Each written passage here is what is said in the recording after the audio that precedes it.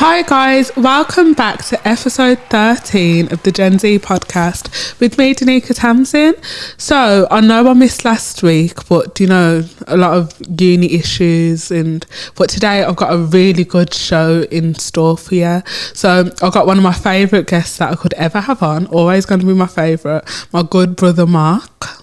Hello, how are you doing? It feels good to be back. Yes, it definitely does, especially on such an explosive topic.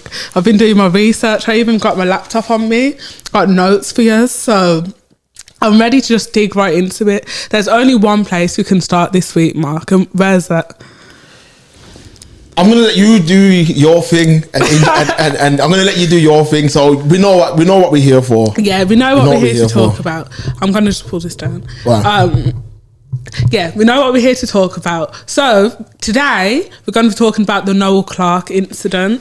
Yep. If you don't know who Noel Clarke is, he's a big screenwriter, he's an actor and a filmmaker, and he's known for Brotherhood, Kidulthood, Adulthood. If you watch those films, the classics, and most recently the Sky One show Bulletproof with Ashley Walters. 4, 3, 2, 1. Doctor Who, he was in that. Oh, was he? Yeah. You see, these are the things that I never watched 4, 3, 2, 1 at all. But yeah, there's a lot of allegations that's been came out against him. But 20 women have came out and accused him of all sorts: sexual harassment, bullying, just crazy stuff. Now, when you read this, Mark, what was your first thoughts? Okay, let's get into it, man. So. Wait, hold on. We're on the GenZ Podcast, Mark. So what's that mean? You have to drink out of a wine glass. Okay, I'm going to tip it. Tip your water into a wine glass. Right. Sorry, guys, it's part of the look. All right, let me tip my water. Yes, great stuff. There we go. Yeah, perfect. The water's in now, so... All right, All right, Noel Clarke. So... when I first seen the news break, I was really hoping that it was fake news. I was hoping that it was fake news. I was hoping that he would just deny all allegations and it was nothing like that. And the reason for that, before I get into my thoughts and opinions, the reason why I thought that is because growing up, Noel Clarke was one of the leading black filmmakers on that level in Britain. So, like you said, kidulthood, adulthood, brotherhood, 4, 3, 2, 1. I've been cinema to watch them all. I actually made a point to go cinema to support that brother, you know what I mean? So when the news came out, I was shocked, but I was also hoping that it was fake news for the third time, I'll say it. After Asher D released his statement, I started to realize that there's some validity to this whole thing, because people might say Ashley had no choice. He had to distance himself from it, but that's not the case.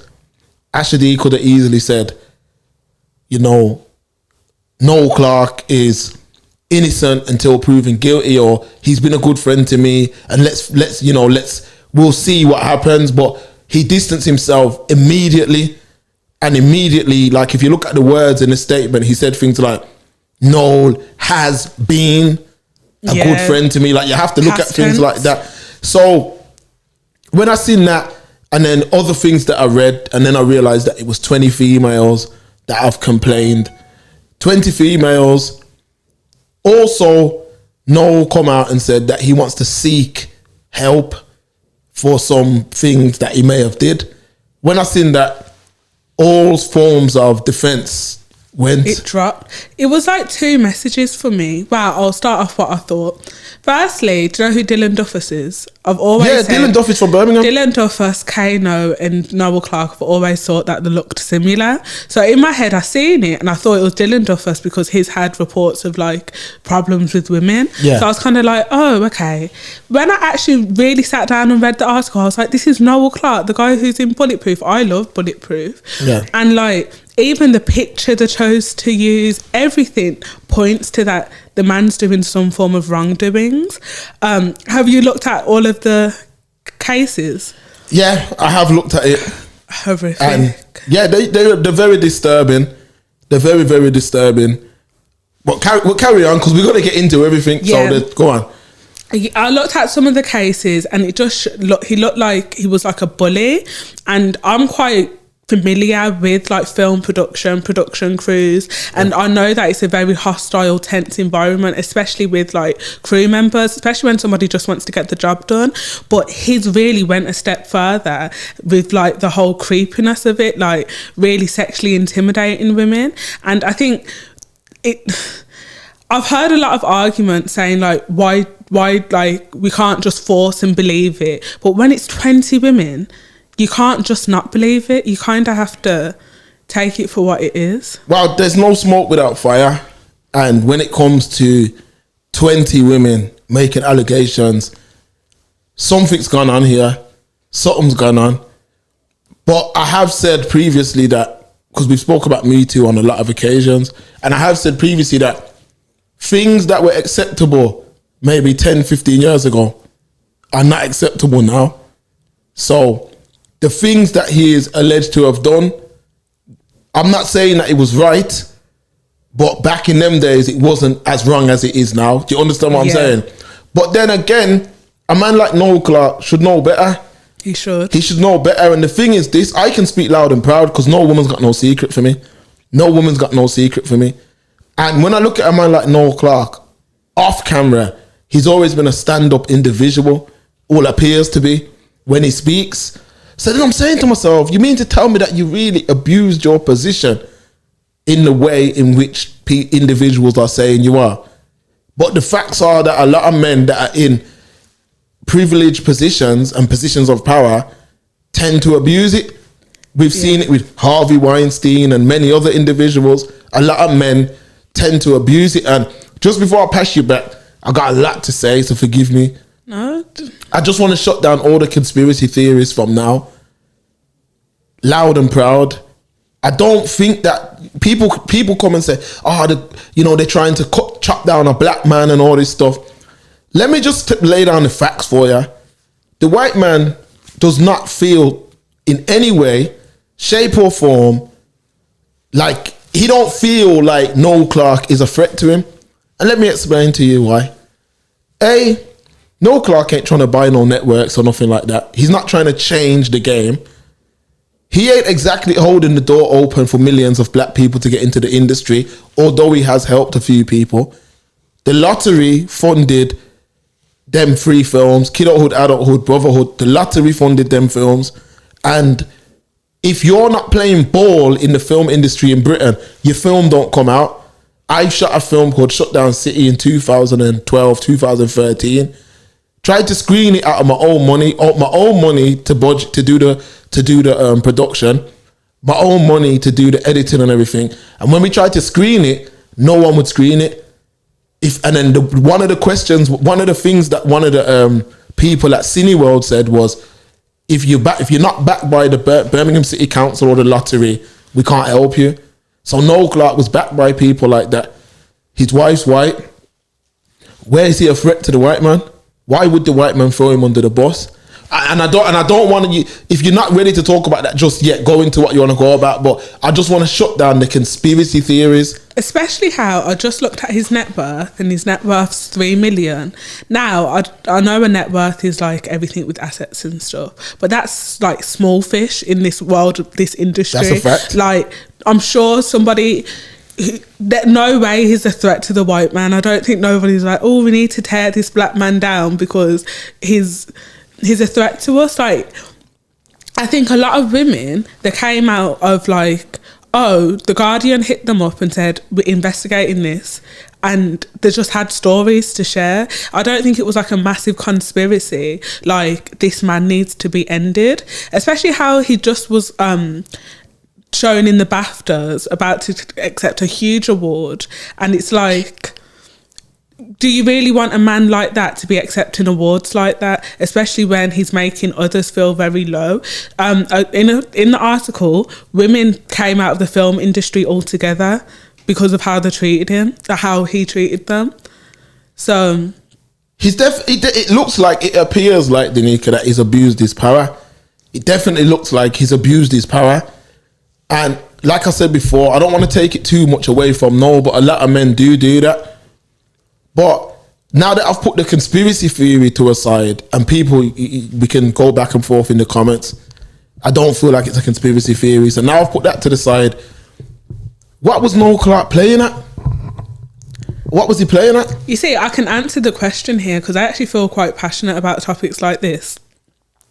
When people just sort of bypass it, like, oh yeah, he's just really over-sexual, or he's a creep. Like, you all know those people who always are making sex jokes, always reverting the conversation to sex, and it's rubbed off as normal.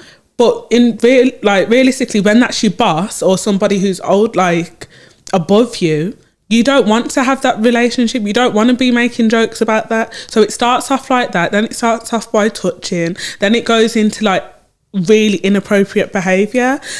I can't believe he was able to put on naked auditions and not one person stopped it. There's a bunch of people who are included in the audition process. It wasn't just him being a creep on his own. There was a lot of people around it and nobody stopped to think, hey, something's not right here. But you know, with the naked audition, is that a situation where if you need to enlighten me on this because you do this type of thing at uni. If I'm filming a film and there's a sex scene in it, how do I audition those people? Like, that's the one grey area with the Noel Clarke. Is that something that is wrong to do, or is that normal? Because before you carry on, sometimes you'll be watching a movie and they'll, like in art class, they paint someone naked and the person's there naked. Is that genuinely something that Noel Clarke done wrong? Wow, there's ways and practices to go about it. So it should never be a man in a room and a woman doing a sex scene. That's just so unethical on all platforms. If it's carried out how this article said it happened, that's just completely wrong. It would have been.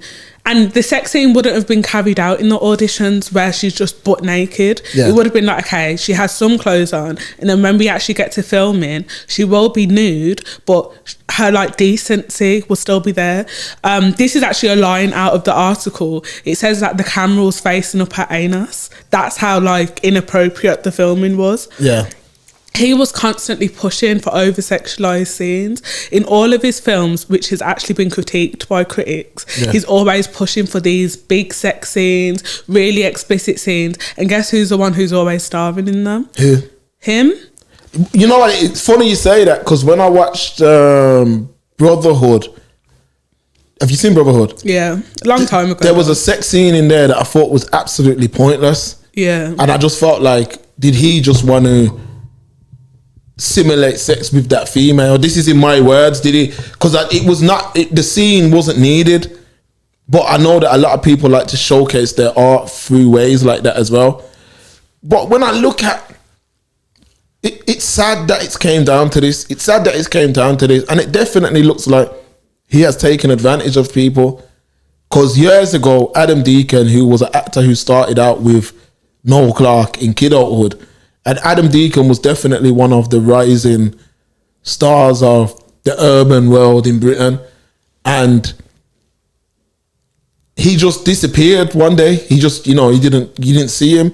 And when I really looked into his story, he was basically saying that Noel Clarke had him blacklisted.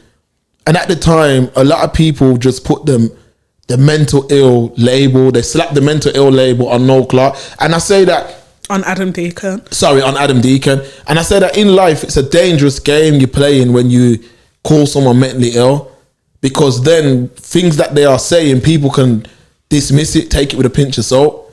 And Adam Deacon was saying it from then. Like, look, this guy is not, these guys are... He was saying all kind of different things which people ignored. And now it's came out, it's like, all of a sudden, a lot of people are using Adam Deacon's name now. Like, oh, there was so much validity to what he was saying. But I've heard arguments where it's like Adam Deacon came out and said it, but now women, and white women to be exact, have came out. Now it's an issue, but Adam Deacon was saying it all along and nobody believed him. Yeah. But I would shut down that argument altogether. Adam Deacon's one man. That could be a personal vendetta. They could have had an argument. Anything could have happened. And it's like, that's why he came out and said that. Whereas 20 women has came out, and I believe more than 6 has actually put their name to their accusation to prove that they're like not lying. There has to be some truth in it. Nobody's ganging up on these women to say, oh, they're lying. With Adam Deacon as well, I think because he went down the drug lane as well, and people just was like, oh, he's a drug addict, this is why he was acting like that. But no, in actual fact, Adam Deacon, Noel Clarke ruined his life. Allegedly. Adam Deacon, allegedly. But Adam Deacon, I enjoyed Another Hood here. I feel like we need more films like that in the UK. Do you know, where we don't take ourselves too seriously? Like Ali G, stuff like that. It's something fun and light-hearted. Maybe not Ali G, but yeah. Yeah, not Ali G, but like, do you know, things light-hearted that you can just like attack the block? We need films like that. And Adam Deacon, if he was able to fulfill his potential, I reckon we would have a different film scene altogether.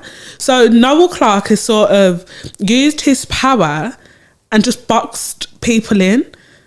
No, it needed to be dealt with. It honestly needed to be dealt with. Well, I mean, they always say that people who move like that through life will always get their comeuppance. And this situation has ruined Noel Clarke. I don't really see a way back for him. When I look at his statement, I see an admission of guilt there. Shall I read his statement? Read his statement, please. Okay. So, here we go. One moment, guys. I've got a ton of notes and I don't want to... So, Clarke said in a statement, in a 20-year career, I have put inclusivity and diversity at the forefront of my work, and I have never had a complaint made against me. If anyone who has worked with me has ever felt uncomfortable or disrespected, I sincerely apologise. I vehemently deny any sexual misconduct or any wrongdoing and intend to defend myself against these false allegations. And he went through each allegation and he denied it and gave his stance on it. So there was a lady, do you know the lady who stars in Crazy Rich Asians? Yes. She said that they went out for dinner and he made a joke like, let's wrap the dinner up and have sex upstairs. Now, he said that she was just being overly flirtatious and that was the end of that. And that's why he said he doesn't want other people to know about it. Now, he has to be a certain type of cruel to deny these allegations if he actually done them. Do you know what I mean? Like, it shows that he might as well have just stayed silent and been like, there's no comment against these allegations, instead of denying it and actually denouncing it, because it makes it seem like he's wicked, like he's just lying on these women now. Well, first of all, there's no other way for him to go but to deny it. There's no other way. Because if he admits it, this is his career. This is something that he's worked. It's probably, I don't know too much of his backstory, but I'm guessing he might have been working on this his whole life, from a child, from probably even a teenager or whatever. He's finally at a place where his hard work is being recognised by the award shows and stuff, which is why the biggest. Which is why the BAFTAs, and we'll get back to that in a minute. You know, he had that big speech on the BAFTAs and all that. There's no other way for him to go but to deny it. This Me Too. This is the worst thing. Being wrapped up in sexual harassment, sexual... what's the other one? You got sexual harassment and sexual assault. Yeah. Being wrapped up in them type of things is really bad. But rape culture. That's rape, like the Me Too movement. Your name getting called in that, you're finished. I mean, they can chop down the biggest tree by the Me Too movement. But Noel Clarke, to that particular allegation, that's one of them things like, I didn't mean it unless you're going to do it. So if that woman would have said, come, let's go and do it, it's one of them, he's throwing it. Is it really something like that? What he said there, you've gone to dinner. But if it's a business meeting, that's the issue I have with it. If it's meant to be a business relationship, any sexual remarks, leave it at home, keep it at your head, don't let it be spoken. Yeah, but we know that a lot of men think with their little head and not their big head. We've spoke about this before. There's a lot of men who, if you look at someone like Noel Clarke now, yeah, I don't know him.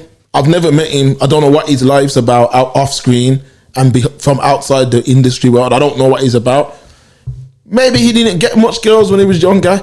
Maybe he wasn't someone who had a lot of women or whatever. So now he's in a position to use his position to probably get women. I'm still kind of on the fence with the remarks thing, because by him saying let's go upstairs and have sex, like, it can be a joke. It's not a funny joke. No, okay, it may not be. There's a lot of jokes I don't find funny. But hold on, though, Janika, 1 second. There's a lot of jokes I don't find funny. Like, there's things that people say that there's a lot of things I don't find funny. Like, I don't like certain jokes, but they are seen as jokes. You see what I mean? Now, to me, I think that woman, if she didn't have a problem with it at the time, and again, I'm not victim blaming, but if she didn't have a problem with it at the time, when was this one supposed to have happened? So this happened during 2018, I believe. So that's only 3 years ago? But she actually went out and spoke and was like, he Me Too'd me, he sexually made me feel uncomfortable, and spoke to his publicist and said to his publicist, you know, your client, he done this. Yeah. And the publicist actually asked to go out for coffee, to have a meeting, to sort of try to cover it up before it came out publicly. Yeah. But she denied the meeting. Now, I think when it comes to this whole sexual jokes, and it was just a joke, and when it's business, it's not time for those kind of jokes. And especially when it's just you and a woman on a table, you know that you've got the power as a man, so you dictate the tone of the conversation. Soon as you make a woman feel uncomfortable, now it's kind of like she don't want to go any further in the conversation. Like, you know how inappropriate that is, Mark? Like, I could not believe, and I know it's just a statement, because I always think, like, because these men are not directly raping these women, and like not like, you know, doing the worst of the worst you could think it is, they think they're not doing anything wrong. I don't think he thought he was doing anything wrong. And 20 women is actually a tiny pool of women compared to the amount of women. Ones that come forward. Yeah, the pool of women that he's probably just encountered. Now, I don't want to call no woman a fool, but I could imagine there's like a younger woman, probably 22, not really clued up on this whole movement. And so, do you know what? If sleeping with this man is going to advance my career, I'm going to do it. I bet you there's countless of women. This isn't a fact. This is just what I'm thinking. Yeah. I bet you there's countless of women that are out there who has actually slept with him, actually, like, fell victim to these comments and stuff just to advance their career. No, Janika, no.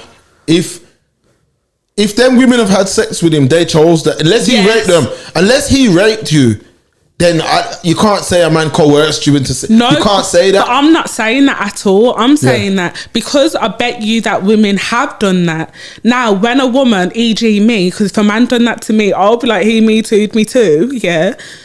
Now, women that would feel uncomfortable have to feel uncomfortable, because I bet you there's a large amount of women that would sleep with him after those remarks. So I'm saying, because it probably worked a few times, the times that it didn't work, he didn't think it was a big deal. Do you get what I'm saying? Yeah, I mean, of course, he's going to abuse his position. I mean, I grew up in a time where a lot of men abused their position. A lot of men, it was always like, a lot of men would, if you had a certain job or a certain status in the community, you know, you would be the one that the women were gravitating towards anyway. So a Noel Clarke, a man who's potentially got the power to make you, I mean, I'm not going to say he's going to make you a star, but if you're an upcoming actor, he can put you in a few movies, and if he's saying little jokes and stuff, I'm not saying I agree with it. He's abused his position, but there's a lot of people who will be happy to oblige as well. That's what I'm saying. Just like with Weinstein, and I've always been on the fence with these things, because outside of Bill Cosby, I think a lot of these men, a lot of these women too who look good, a lot of them are only in position because they look the way they look. Yeah. And, you know, we all know about the casting couch and things like that. There's a lot of women who are willing to do whatever it takes to advance in their career. And then once they do advance in their career, they'll turn around and be like, my man said this or said that once you got put on in position. Yeah. But the thing is, I'm saying, a Noel Clarke definitely would have probably done things that were wrong. Yeah. But a lot of things that he done at the time wouldn't have been deemed as wrong at the time. But in today's world, it's deemed as being wrong.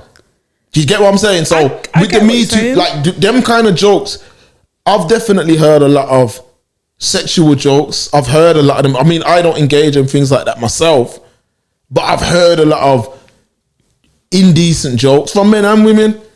And for me, yeah, a lot of jokes make me feel uncomfortable, but the Me Too movement, I can't quite put my finger on it. I just can't put my finger on it, man. Okay.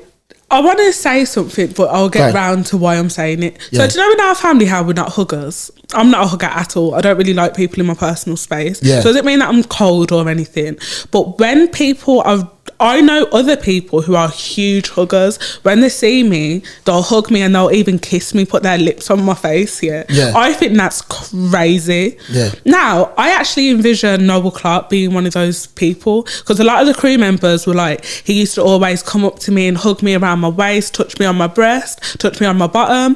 But this is where I think, do you know what? It's a very thin line, because I know a lot of men who are just, I see them as just really overly friendly men who will hug me and like, I don't like it, but it's because I'm not a hugger. So that leads me to question, like, is it actually him being a creep, or is it him just a very touchy-feely person? It's a difficult one, because it's funny you say that, because I knew this this guy a little while back here, and he used to talk with his hands. So I'm like that as well. I don't really like people touching me like that, you know what I mean? But he used to talk a lot with his hands, like, and when he was talking to people, he'd kind of put his hand on them, put his hand around them, and be like, oh, you know, touch them. And when he was laughing, he'd kind of give people a little shake or whatever. You could see that it was harmless. But he used to do it to this girl who come from like a timid, she was like timid, quiet, see what I mean? And he used to do it to this girl, like, so he'd do it to everyone who was present, but he used to like do it to this girl, like he would like touch her and nothing indecent. And she made a complaint one day that he was touching her inappropriately. And I remember at the time saying, it's a hard one, because she don't want no one in her personal space touching her. But then I can see that he's just like that where he comes from. So I know Clark now, a man might slap you on the bottom, or that's inappropriate, but some men might see that as a, like, I don't like people touching my stomach, you know what I mean? Do you get what I'm saying? No, I don't like people touching my stomach. I don't like people I just don't like it. But is it a sexual thing? Is it what we, and I'm not saying, because we have to be very careful. You have to be comfortable in your working environment, no matter what it is. So if you're working somewhere and I'm making you feel uncomfortable in some type of way, that's not okay. But I'm not going to say which workplace, but I've been at a workplace before, and like this old black man, and this is why I always think that I think some men think it's a compliment, making those kind of jokes. Constantly, he would, whenever he seen me, he would make this like just really over-sexualized jokes to me. Now, I'm awkward. I'm a very awkward person. So I used to just like laugh it off, like, like, do you know what I mean? But like, in actual fact, when I seen him coming down like a corridor or whatever, I used to try and walk the other way, because I can't bother with the sussy. Like, I didn't enjoy it. It made me feel uncomfortable. Now, if he became a big star one day, or like, he won't, because he's like anyway, he won't. Would I come out and say, oh, I've been sexually like harassed by this man? Well, I wouldn't, because I understand that he actually believes he's complimenting me. Yeah. And I know that he thinks he's complimenting me, because he'll say things like, oh, I'm glad I put a smile on your face, but he didn't. It's just because I'm awkwardly laughing. Yeah. Like, do you know what I'm saying? Yeah. So I could imagine women complaining about him, but I know he's harmless. Do you get what I'm saying? Yeah, there's a lot of, again, I'm not victim blaming, but there is a lot of women that are oversensitive. Like me personally, I don't want to be even, I'm that reserved that I don't even want to even make no jokes or nothing. Like so if you don't know me and we're in a personal space, I most likely won't talk. Yeah. Or I most likely, you would have to give off some good energy for me to start engaging, because if I'm not feeling that good energy from you, then I won't speak. But there's a lot of women who have had like bad past as well, and they carry that past everywhere where they go. So for conversation's sake, a woman might have been assaulted before. Now she looks at every man as a potential aggressor. You see what I mean? So with Noel Clarke though, I just think it's difficult because 20 women can't all be lying. But you know what I mean? It's not 20 women saying that. I don't want to seem like I'm like, I have sympathy for him. Yeah. But I'm just trying to show like the whole situation. Yeah. It's not 20 women coming out saying like, yes, he's directly done this. Like the worst ones I heard was the naked auditions. Yeah. He was sitting in a car with a woman and he pulled his penis out. That's like crazy as well. But can you give a little bit more, give the audience a bit more clarity on that one? Yeah, so the one, he met a woman. An actress. Wait, I've got it here. One sec. Because remember, this guy is married or is in a relationship. He's got a producer. Yeah. And on the set of Brotherhood, he said that he was harassing her and all of that. Then they had a trip in to go to LA. When they're in the car, he exposed himself, and she said, telling him, no, well, that's not right. But I think he like joked it off, yeah. So this woman worked very closely with him, and her name's Gina Powell. Yeah. And it got so bad that she even had to go to therapy after working with him, and because he made her feel so uncomfortable. And it wasn't just like one instance; it was just constant and constant. However, if you say to me like, whilst I was working at Asda, and I worked with my manager, was there any times he made me feel uncomfortable? I bet you, out of 8 out of 10 people I encounter, I could tell you a situation that they made me feel uncomfortable in. Now, it's not because they're abusing me or they're using their power to belittle me. It's because I understand that I'm quite socially awkward. I find a lot of things awkward. I get uncomfortable quite a lot. So I feel like there's a lot of nuances, but you're not really allowed to say that, because when it comes to like rape culture, it's like when you start to speak about it from all angles, it's like you're victim blaming, you're doing this, you're doing that. And I don't mean to do that, but you kind of have to think from his point of view. I honestly believe he don't think he was doing anything wrong because it was allowed. No, but hold on. There's a few things I just want to say before you continue. If I'm with a woman, let's say I'm with 3 different women, yeah, and 3 different women, one of them, no, let's up it. Let's say I've been with 5 different women. This is not a true story or nothing, but let's say I was. And them 5 women, one of them out of the 5 says he is manipulative or he's a narcissist. You know, since Netflix started doing documentaries, people love the word everyone loves the word narcissist and now. Gaslighting. Yeah, everyone loves that. So let's say 5 different women at some point in my life that, let's say I was seeing or whatever, and one of them comes back now, they're all in a room together, and one says, look, he's a narcissist, he's manipulative. One, you got to take it with a pinch of salt, because it's only one.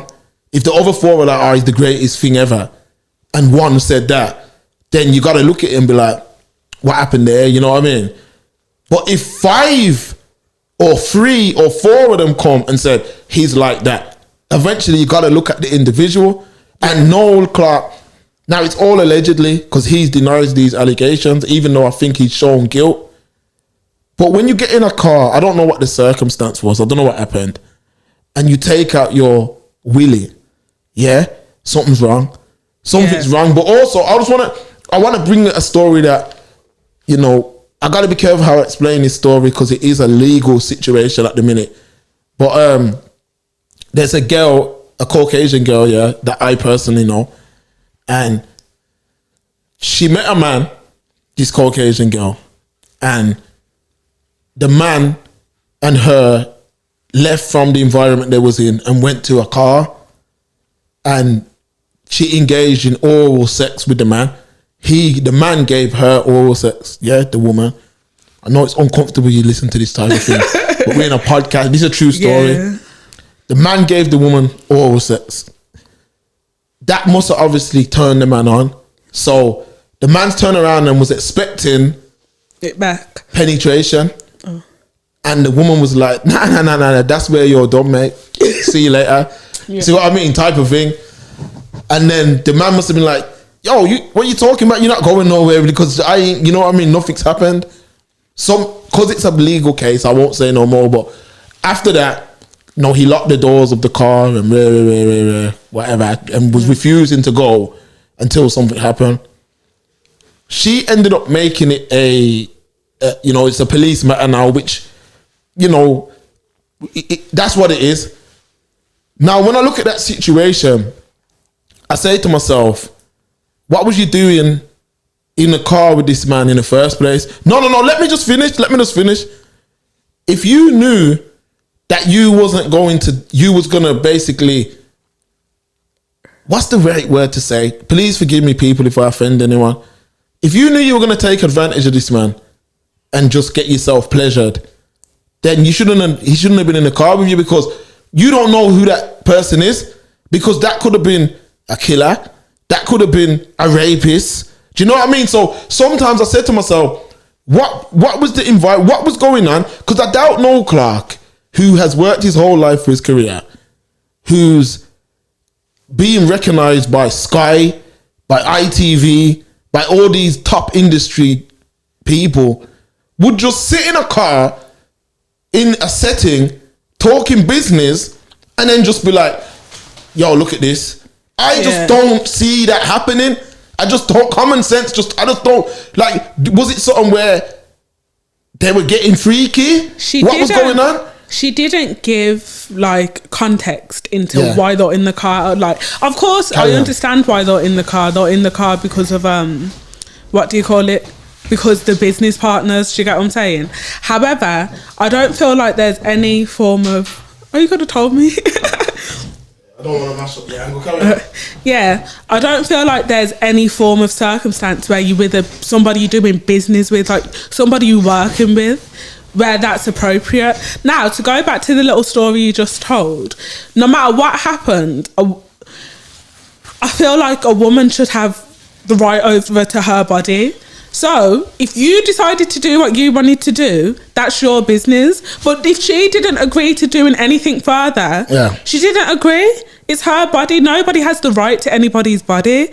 Like, just because one thing may have happened, when she wanted to say stop, it should have stopped. Vice versa. If she pressured him to have sex with her and he didn't want to have sex with her, it's wrong. Yeah, but what I'm trying to say is, in life, we have to know that, yes, it's wrong, but you put yourself in a dangerous situation there. But there's no, because not everyone has the moral compass we have. Not everyone has the way of thinking that we have. That, like, sometimes in life, I remember someone actually critiqued me about this for seeing the worst in people. But I prefer to know the worst in you first than know the best in you. Because every time I've looked for the best in someone, I always end up with egg on my face. So now I look for the worst in people. So if I'm that girl, I'm saying to myself, by me getting into this car with this man, full stop, it's dangerous. Anything could happen. See what I mean? Like, he could rape me. He could kill me. Look at how much mental health is on the streets right now. If it was a stranger, nobody should be sleeping with strangers. However, I think that whatever would have went down in the car, if it was her friend, whether it was anybody has the capacity to rape somebody in them, yeah. No, they don't, because I ain't raping no one. No, but I mean, like, if you're looking at the worst in people, even if it's your friend or whatever, if you're alone, anybody could have the capacity to do whatever. Like, you can't... That's why you shouldn't be in the car. But I'm saying that you don't know what the extent of their relationship was, whether they were just close friends. Who are we talking about? No. No. I'm talking about normal or your friend. Not your friend. I never said friend. Oh, the girl. I didn't say friend. Oh, sorry. I don't want to be... I know the individual in a professional... On a professional level. Now, that individual, like I said, I can't go too much into detail, but that individual never knew the man. It was from a club setting, like a party setting, but they left from the party to engage. Now, I'm saying she should have known if she's not willing to, you're getting in the car, it's dangerous, full stop. But the situation, you don't know you don't know this man, so you don't know how he's going to react. So taking it off that story, yeah, this Noel Clarke situation, I don't know what was the settings. Was it that he was in the car with someone that was an interest? No, it was his producer for his show.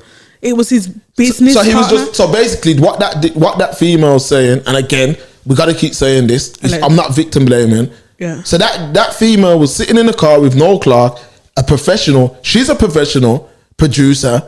Noel Clarke's a professional director and whatever else he is. And he understands the business very well. She clearly understands the business very well. There was they didn't have no interest for each other.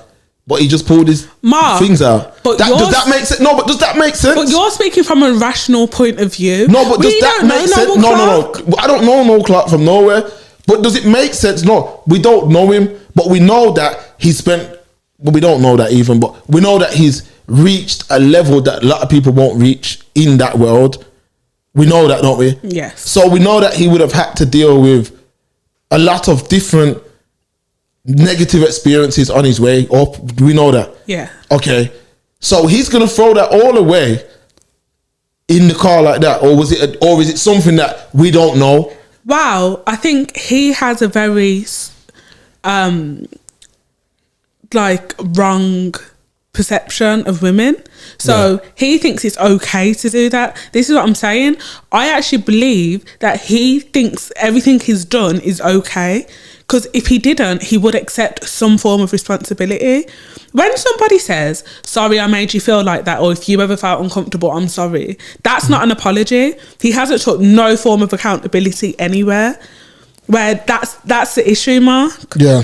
So, like, we can, like, zoom into, like, this circumstance particularly, but that Gina Powell woman, especially how she's put out her name and stuff, I know that she's been through it with this man. But how do you know that? No, I mean, don't get me wrong. It's very difficult because I have to explain when it comes to rape or sexual assault or sexual harassment, a woman can just say, yo, my man sexually, like, look at the Cristiano Ronaldo situation. A woman can just say, he raped me, and we have to look at her as a victim, even if she's blatantly lying. Yeah. So what I'm saying with Noel Clarke is that I can't swear for him, of course not. But I can't swear for the women either. Like, a lot of these men have what I've realized about a lot of these individuals, their sense of humor is just different to mine. Yeah. Like, they find things funny that really are not funny, and things that they think things are appropriate that really are inappropriate. But I don't know in what way these things happened. I don't know in what way. I doubt he was saying, I'm not going to put you in this film unless you do this. No, wow. I don't think he's got power I don't think he's genuinely got power like that. Do you know what a production runner is?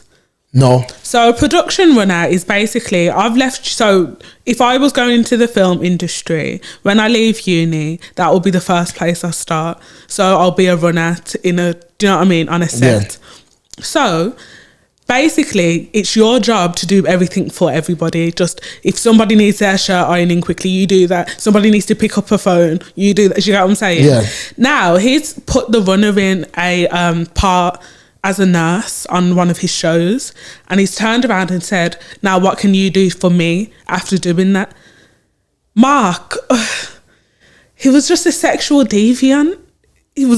The definition of a sexual deviant. Okay, bringing in something else as well. What do you think about the whole thing of him having like sexual images on his laptop and on his hard drive and stuff? And not only having sexual images, like showing them off to people. All right, so in what you have to explain it better than that. So is this like he's taking pictures of girls naked with their consent and then showing it to friends? Here's a few examples. One of them, there was a lady who was doing the split at a party and he upskirted her, took a picture, and it had her underwear showing in the picture. And then the next morning she went into work and he was showing all of the colleagues around the place the picture of her underwear in her in a compromising position because she was doing the splits the night before. Then another example was, the naked auditions I mentioned. Yeah. He had a camera in the naked auditions and he kept it all on a hard drive to look at it after, which is...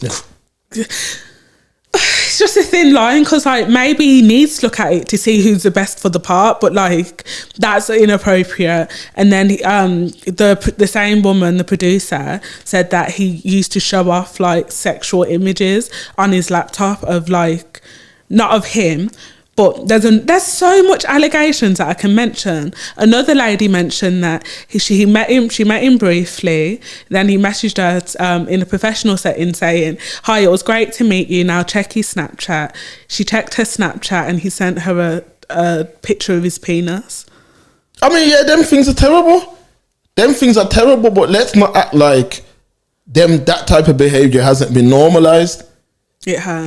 With the creation of smartphones and stuff, it's when I've said it before, even on the show, if there's a concert or something like that, people take pictures all the time. They don't live in the moment, and it's the same with things that happen behind closed doors.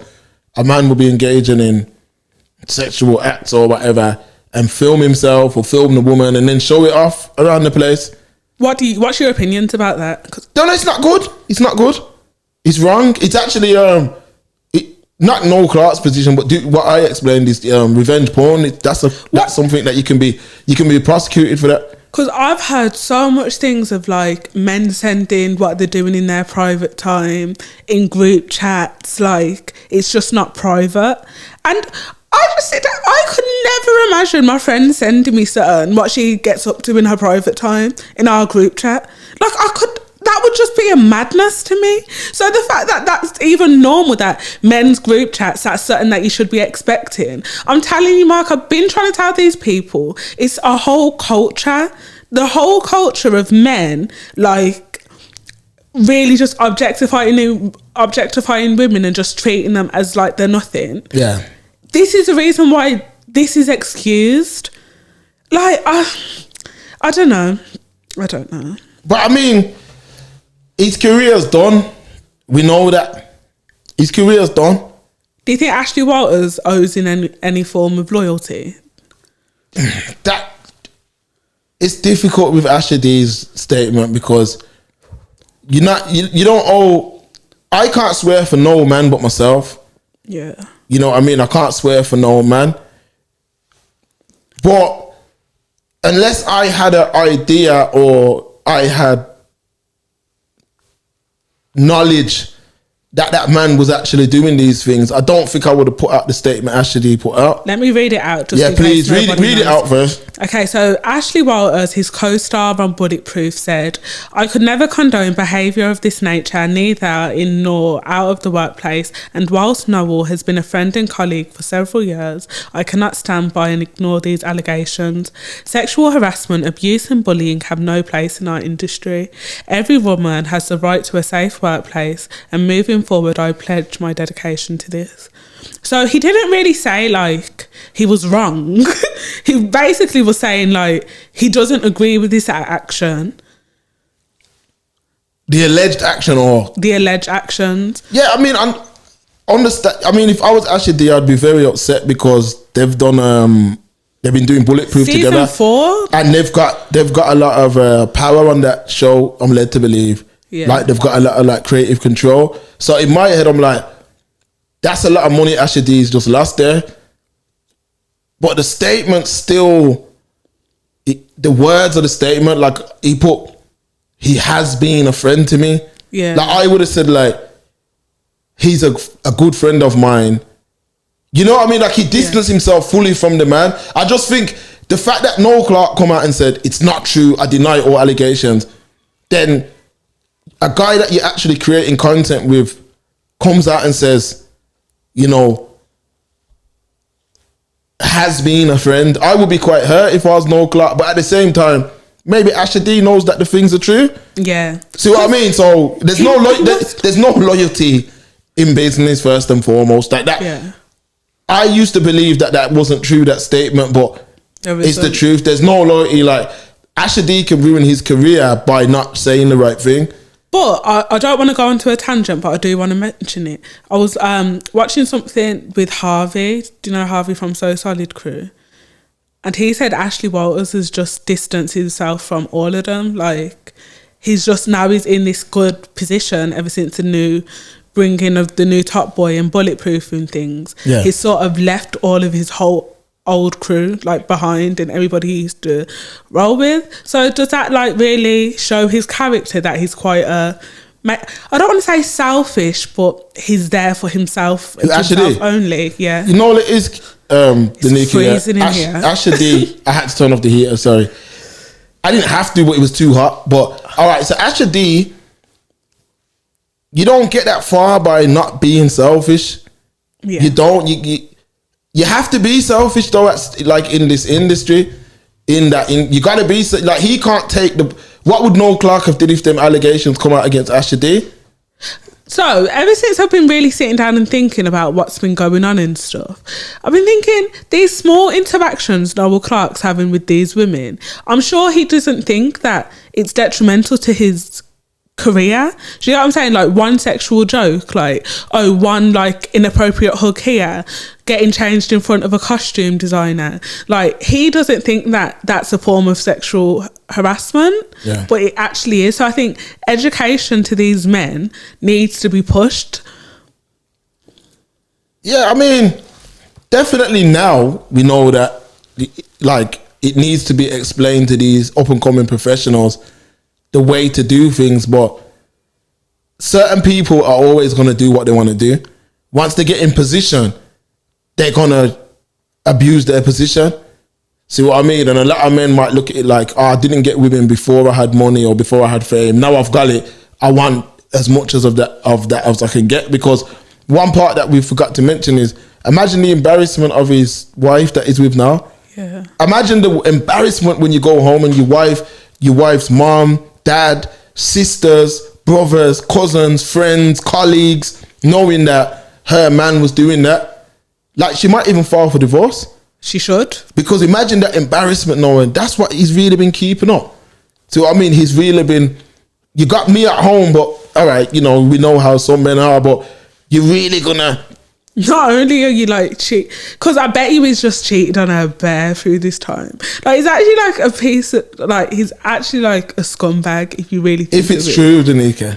If it's true. 20 women. I'm just looking at my moral compass. Like I'm really big on this whole like treating women correctly. Do you get what I'm saying?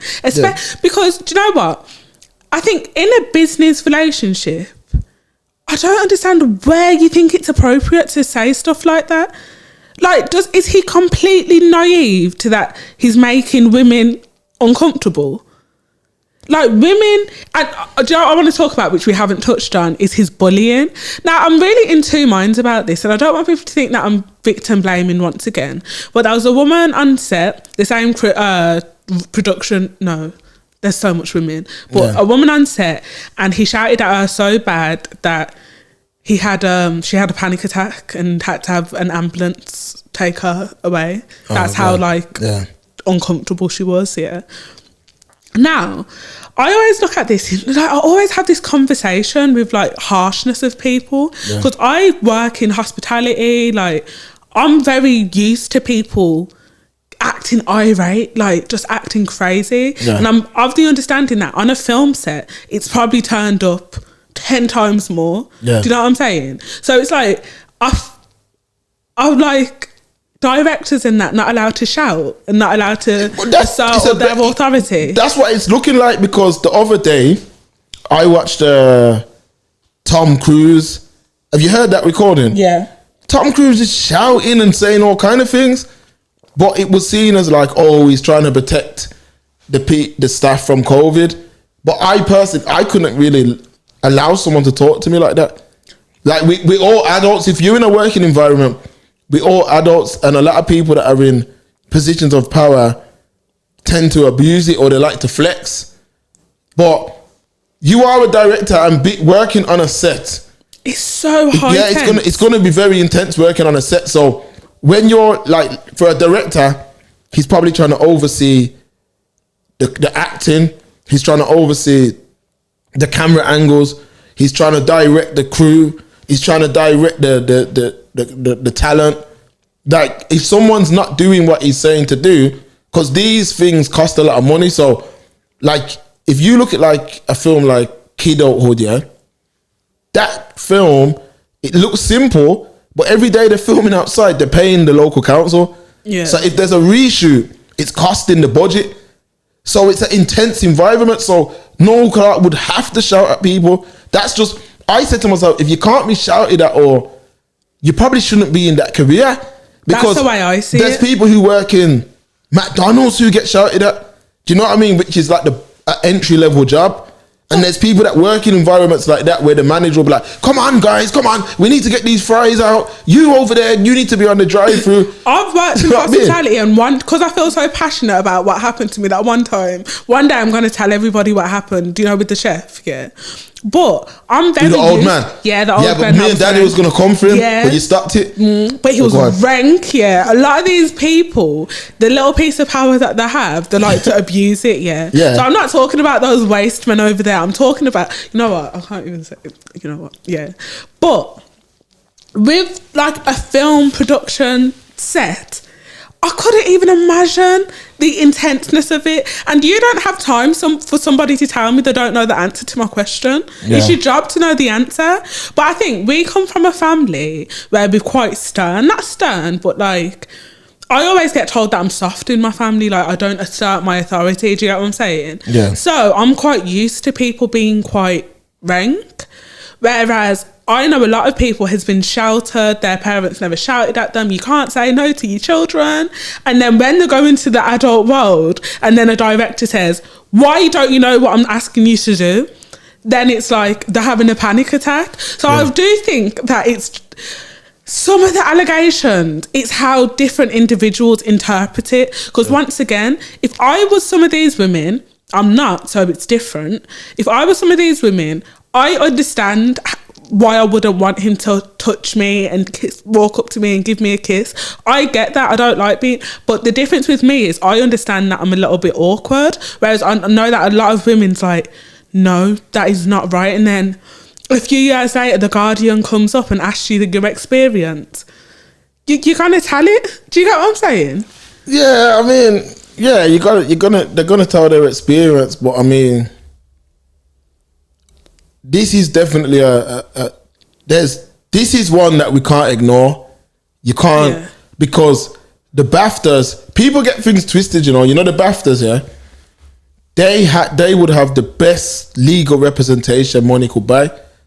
They're not gonna make mistakes like that. I'm not saying they can't make mistakes or they won't make mistakes, but a situation like this, if Noel Clarke's proven to be not guilty, he could literally become a way richer man than he is already. I don't know how much money he's got, but he could be he could be worth millions. So for the BAFTAs to suspend his awards or whatever them things are, for ITV to pull that Viewpoint thing, whatever that is, for Sky to pull Bulletproof, is that what it's called? Yeah. I need to watch it, but for Sky to pull... Good show.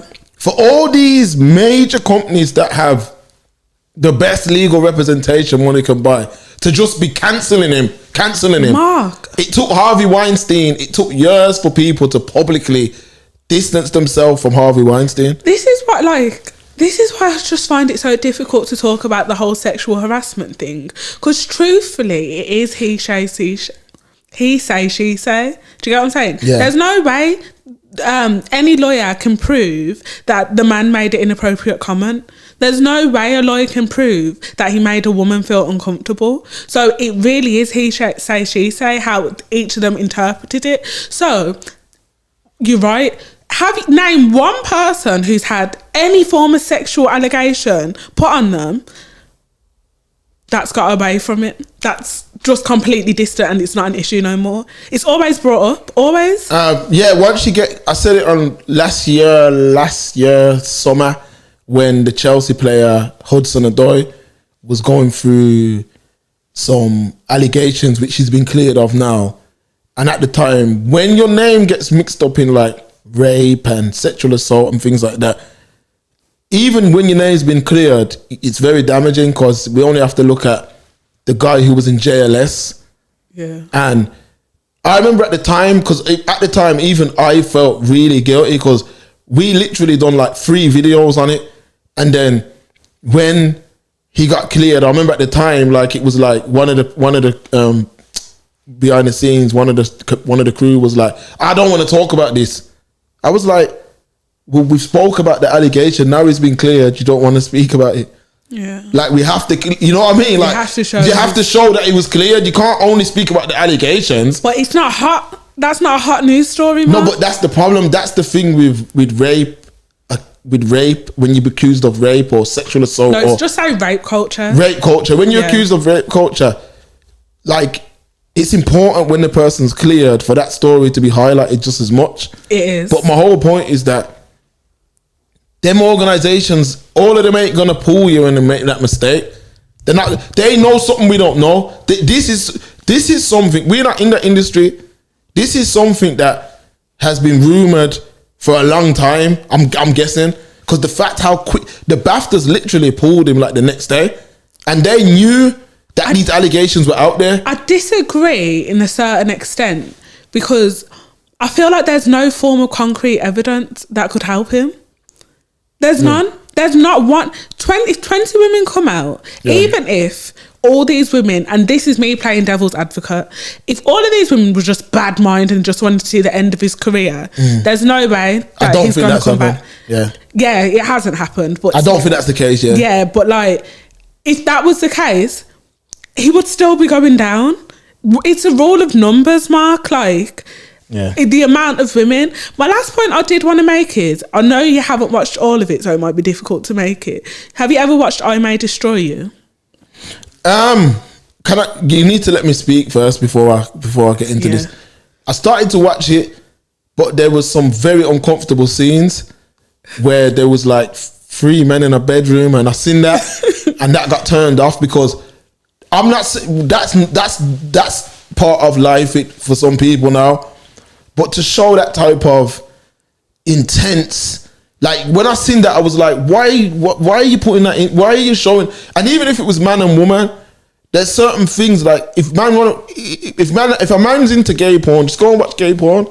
Yeah. I don't want to see that on a show, like, you know what I mean? I don't want to see man and woman. I don't want to see none of that stuff. Like the way how they showed it. So that girl, I know what you're gonna say, but I haven't watched it, to cut a long story short. So I actually wrote a big long blog about it, but I was scared to put it out because once again, I don't ever want to look like I'm victim blaming or on the wrong side of the offence. But I think shows, basically, if you haven't watched it, I May Destroy You, basically the storyline just discusses every aspect of rape culture. Like, for example, taking off a condom during sex, all of that. It highlights all of that in the show. Now, I was watching the show and I was like, I didn't know a lot of that was classed as sexual rape culture. Do you know what I'm saying? Yeah. I was oblivious. So hypothetically, if I look back, let me take me out of it. If I, like my friend, looked back after watching that, she could accuse a lot of men of a lot of things after hearing all of that. So I think there's a little bit of a unsettling feeling in me when we see all these allegations and all of that. There's a lot of men in high profile positions that are gonna have a big come down now because there's a lot of things that was appropriate at the time, but because of the new age we're in, they can be labelled like a rapist or a sexual abuser or a harasser. And I think, I feel like it's getting hard. It's getting hard. Everything's just so difficult now. And I always think the basic premise is if you see somebody's uncomfortable and you are making them uncomfortable, stop. If a woman hasn't consented to sex, stop. That's what my main thing is. But now there's so much nuances in it. I think that every man, I don't want to say you, because of course you're my brother, so I would never know. But every man now, I feel like there's a woman that can come out and say, well, there was a time where he slapped me on my bottom and I didn't consent. Or there was a time where... the Me Too culture is being abused too. The Me Too culture is being abused because there's a lot of women who are abusing it. Because a lot of women, the Harvey Weinstein case, in my opinion, I feel like there was a lot of grey area in that because, yeah, he's a scumbag. There's a lot of scumbags. There's a lot of scumbags that we know.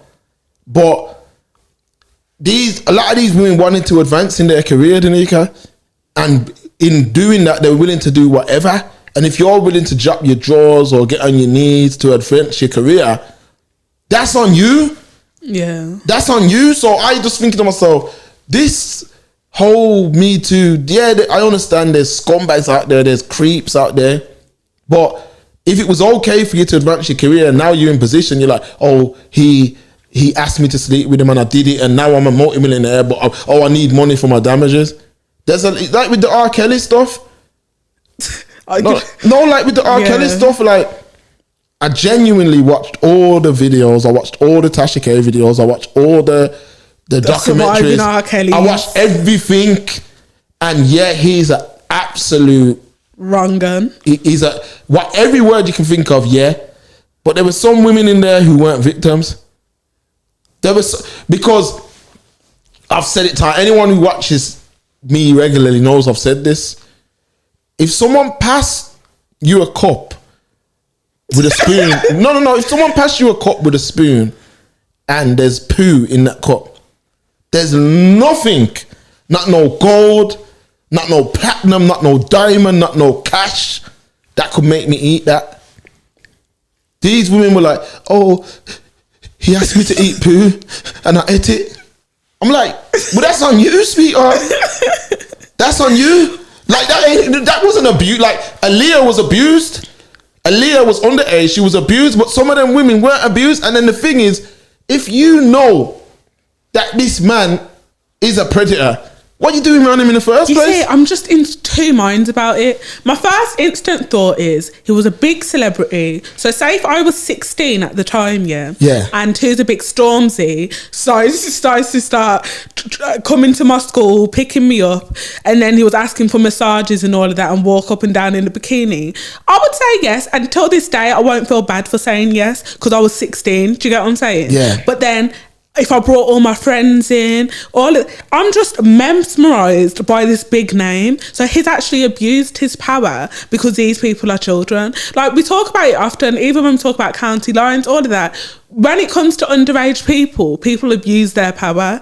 Now, there's some women in the surviving R. Kelly cases. Once again, you could not pay me. Even God himself, if he came down and asked me to get a golden shower or whatever, Mark, I don't know, but I always have to think, and I always tell you and Stephen this, we're not other people. Like, not everybody thinks like us, and sometimes I walk around arrogantly thinking that everybody has the same mindset as me. Yeah. But no, some people are actually quite like immature in their mindset. There might be big men like you, got house and kids, but the decisions that they make are different to yours because they're not socialized like you.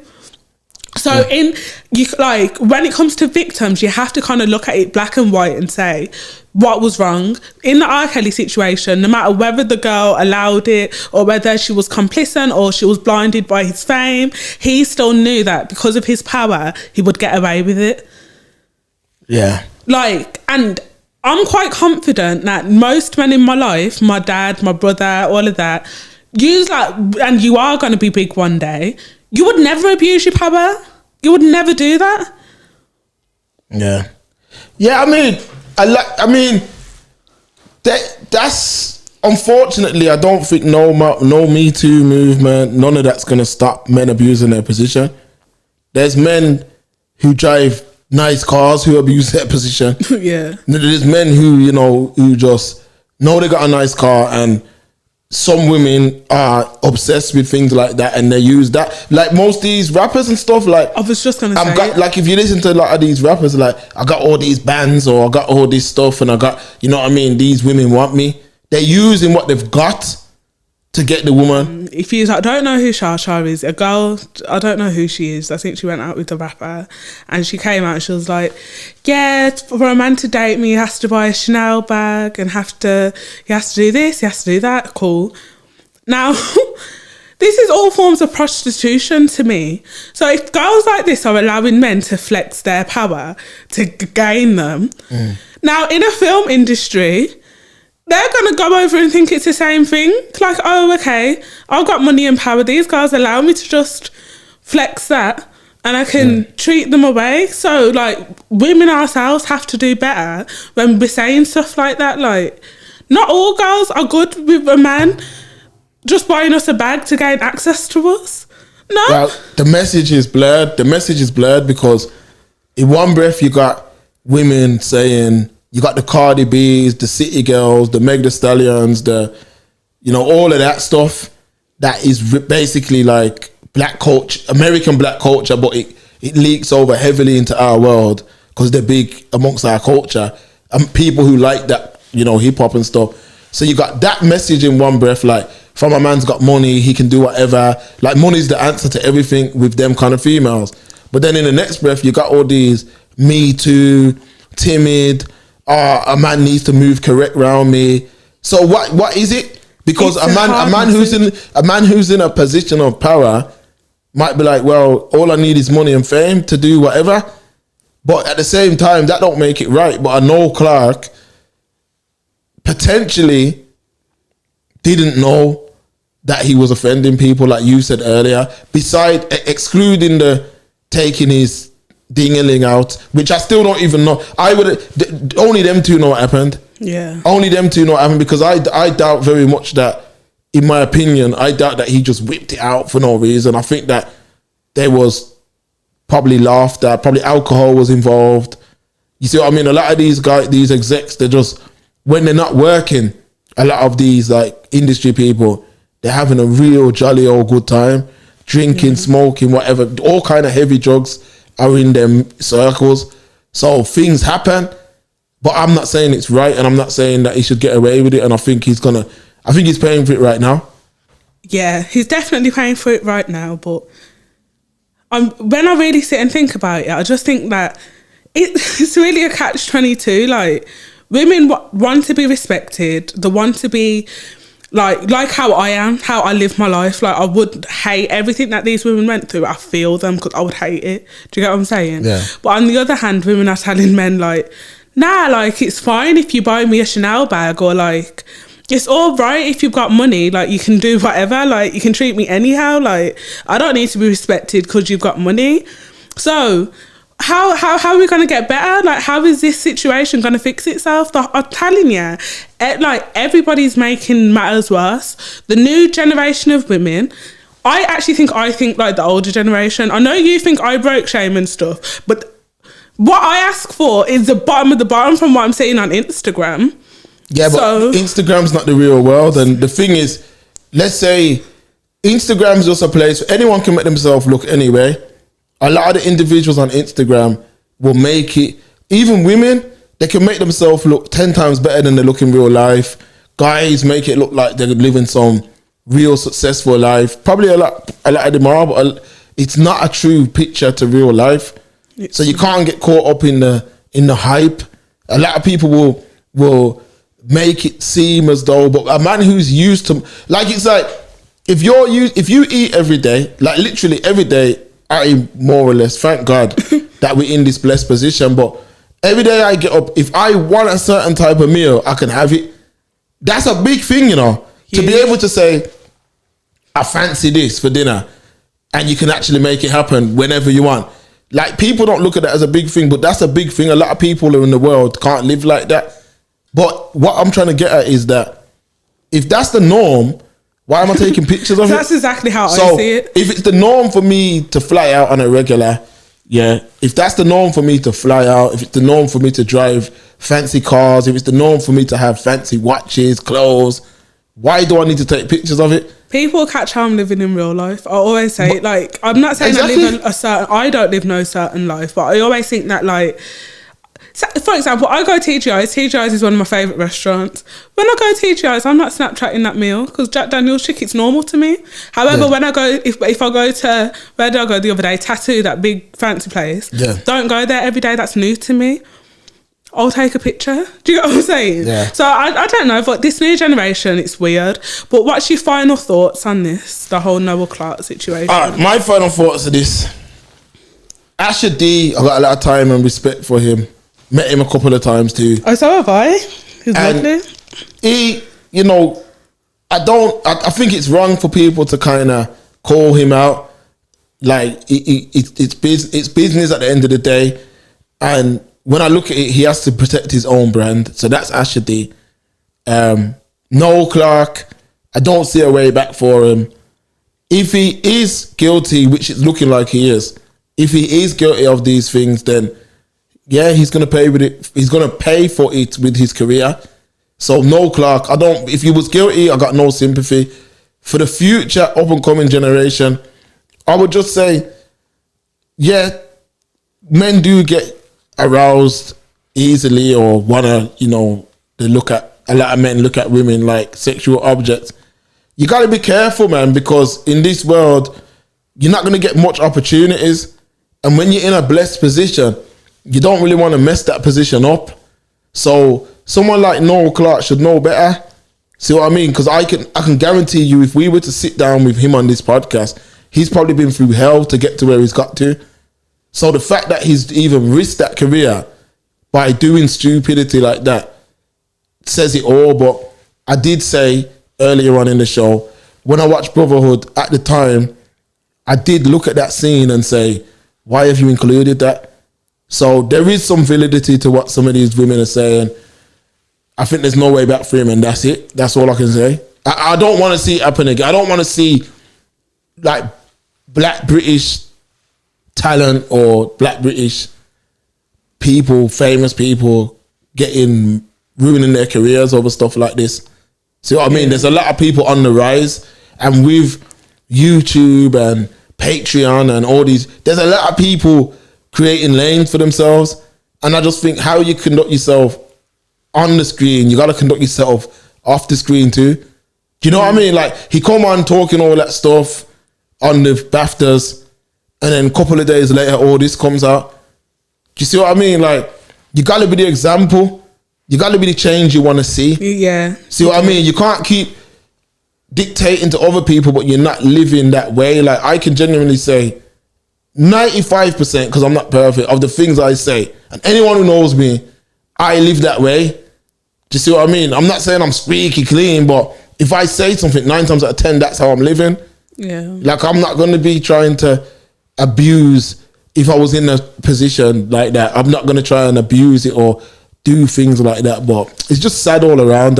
And for the victims, I hope that, they can find peace. Yeah, definitely. In the long run, because we haven't spoken about the victims too much. So for the people who genuinely were affected by Noel Clarke, I hope that they can find peace one day and seek help. And that's my final thoughts. Yeah, that's what I want to say, full stop. Like, I hope all the victims can find peace in what they've went through and accept that what he done was wrong. Like, you're never the one who was wrong, if that makes sense. And unfortunately, he's going to go down with the DVS's, the Dutchavellis. You know, the man who sings Feed 'em to the Lion. Soon as you mention their names, a bad... Solo 45, yeah. You're just going to think a bad thing. And unfortunately, that's what Noel Clarke's going to go down as. And all the upcoming and future people who are going to be in positions like Noel Clarke, you really have to conduct yourself in every encounter with people like there's a camera in front of you. If I won't act like that in public, I'm not going to act like that in private, if that makes sense, especially in a business environment. Like, understand that nobody's your friend in this industry. Certain can turn sour, and if they can use certain against you, don't do it. Do you get what I'm saying? Yeah. That makes sense. But Yeah, that's all I've got to say on that. And lastly, the whole culture, it needs to stop of like exploiting women accepting money for themselves. Like, I feel like until that stops, I really don't think this conversation will end. I feel like we're going to have it again in 2 years, again in 4 years, because the whole new age culture, really, it's like a big cycle. But yeah, so now we're going to move on to the last segment of my show. I hope you remember to think of a message to. Last segment of my show, a message to. This is where we give a message to a person, an organisation or a thing, positive or negative. So Mark, as you're the guest, kick it off. All right, so my message to this week is to upcoming podcasters, yeah? This is a new industry that is going to be thriving. Like, it's not even operating at 5% yet. Like, I said it years ago, we're actually, okay, forget about the popularity vote, but Express Truth were actually one of the first podcasts in the UK. Definitely one of the first. And it's going to be a massive industry.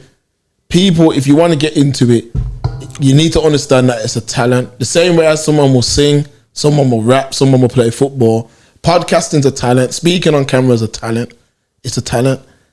So you have to understand that it's not for everyone. Like, if you can't speak off camera, if you're not a chatterbox off camera, you're not going to be a chatterbox on camera. If you're not someone who can hold a room, I go places and I'm the most talkative, but I don't even care if people say, he chats or whatever. I like to talk, which makes a good podcaster.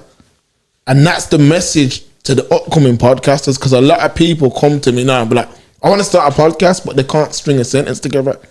Being pretty don't mean you can be a podcaster. Having a nice body don't mean you can be a podcaster. Having money don't mean you can be a podcaster. Being a podcaster is someone who can talk off camera to almost anyone, even a stranger. Because I'm watching a lot of these podcasts and I'm cringing. I'm watching a lot of these new people and it's cringy. They can't talk. So that's my message too. You know what? I second that, because me coming into this podcast industry, trying to come into it, it is a skill, having to hold a conversation and a debate. So everything Mark says is absolute Bible facts, as Stephen and you say. Okay, so my message too is to lorry drivers. Now, I've been on A roads a lot because I've been back and forth from Nottingham, because I go uni in Nottingham. If it's only a 2-lane motorway, A road, it's not appropriate for you to overtake and not do appropriate speeds in the faster lane, and you're just slowing everybody down. It's the most annoying thing ever when 2 massive lorries are taking up the space in the A road, and then you just have bag of traffic behind it and there's no traffic in front of it because the lorries can't do speed.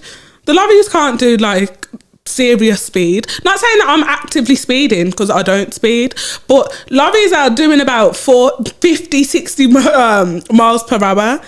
Stop taking up both of the lanes and blocking up the A roads. But yeah, and if you are a lorry driver, please take that into account, because it's so annoying. But yeah, that's everything I have to say. So Mark, do you have any socials to plug? Yeah, follow my Instagram page at SeymourCake87. I'm becoming active now. I say that all the time, but I have actually posted one picture, and I'm going to post more, and I'm going to start accepting the requests. Not that, he's going to open up his page. Yeah, so I'm going to open up that. Also follow the Express Truth Instagram at Express Truth Show. That's at Express Truth Show, where we post clips from the show, polls, Instagram stories. We're active on there. So that's that. And follow the Express Truth YouTube too. At the Express Truth Show, stay locked in, you see it. Oh, my jingle. Anyway, same as always, make sure you follow all my socials at Danica Tamsin, follow the GenZ Podcast _ on Instagram, and then that's all my socials. Make sure you keep up to date with my website, www.danicatamsin.com, where all content produced by me is uploaded on there. So I hope everybody has a lovely week. I really enjoyed today's show. This has been one of my favourites, honestly. But everybody have a good week. Bye.